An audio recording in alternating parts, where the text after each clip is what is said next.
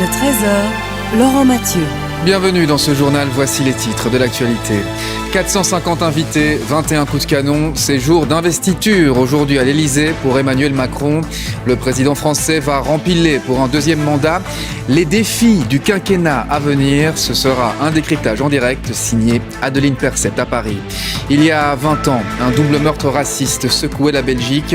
Ce samedi, une commémoration est organisée à Bruxelles. Nous y serons en direct avec Laurent Van de Berg. La politique et la fête de la région bruxelloise, la fête de l'Iris, l'occasion chaque année pour les autorités locales d'envoyer un message politique. Quel est-il ce samedi ?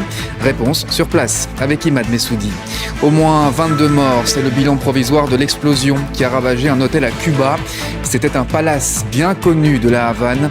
Nous verrons ce qui s'est passé. Enfin, des costumes d'opéra à vendre. La Monnaie accueille passionnés et curieux ce samedi. Reportage en fin d'édition. Bonjour à tous. Emmanuel Macron est donc investi ce samedi à l'Elysée. Son second mandat commencera officiellement dans quelques jours. Mais cette cérémonie marque le début de ce nouveau quinquennat. Le récit, Olivier Boulinck. Il arrive sur une musique de Handel dans une salle des fêtes du palais de l'Elysée qu'il a lui-même réaménagée selon ses goûts. Emmanuel Macron est d'abord accueilli par le président du Conseil constitutionnel. Laurent Fabius le félicite pour sa réélection avec 58,55% des voix au second tour. Le Conseil constitutionnel, en application des articles 7 et 58 de notre Constitution, vous a proclamé élu président de la République française. Protocole oblige, le grand collier d'honneur de maître de la Légion d'honneur est ensuite présenté au président avant qu'il ne prenne la parole.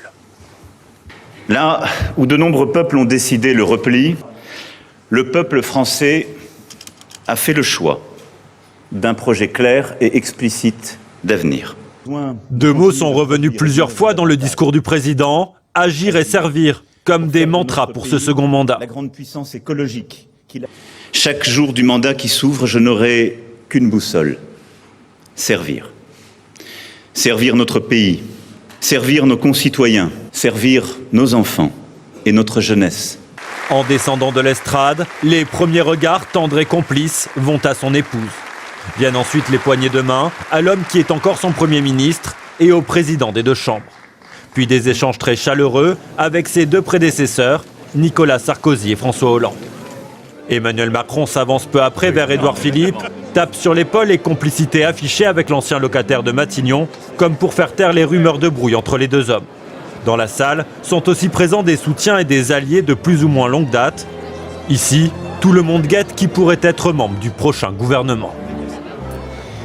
Et justement, prenons la direction de Paris. On y rejoint Adeline Percept. Adeline, quels sont les défis que devra relever Emmanuel Macron pour ce second quinquennat ?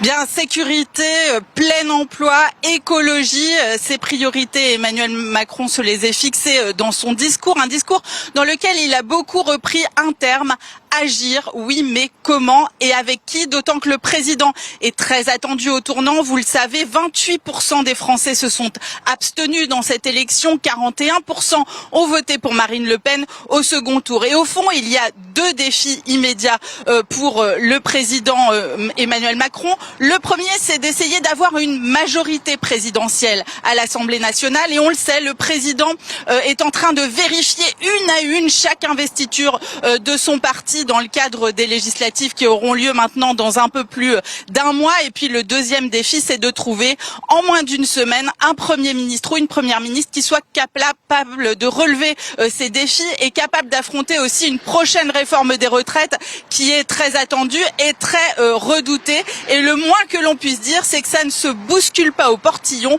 pour occuper ce poste. Adeline Percept à Paris. Merci beaucoup, Adeline. Et avant de terminer ce journal, un mot pour nos collègues de RTL. C'est l'opération Télévie ce week-end. Et la solidarité dépasse évidemment la concurrence entre chaînes. Alors n'hésitez pas à vous montrer généreux. Voilà qui termine ce journal. Tout de suite, la météo de Daniela Prepeliuk, suivie de l'émission Sur les routes mythiques de France. Excellent après-midi. À ce soir, 19h30.